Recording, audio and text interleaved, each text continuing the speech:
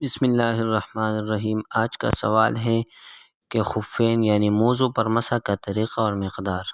تو جواب یہ ہے کہ مسح دونوں موضوع کے ظاہری حصہ پر ہے، اس حال میں کہ خط کھینچتے ہوئے انگلیوں سے اس طرح کے شروع کریں کہ پاؤں کی انگلیوں سے پنڈلیوں کی طرف کھینچ لے جائے، اور اس کا فرض ہاتھ کی انگلیوں سے 3 انگلیوں کی مقدار ہے۔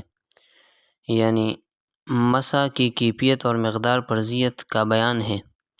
موضوع کے ظاہری حصہ پر مسح کرنا ضروری ہے۔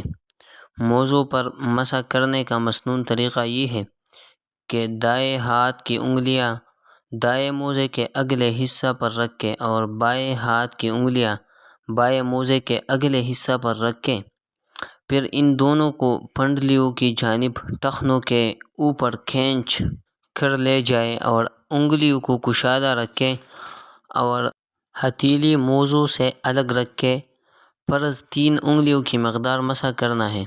لیکن اس بارے میں اختلاف ہے کہ پاؤں کی انگلیاں معتبر ہے یا ہاتھ کی انگلیاں معتبر ہے۔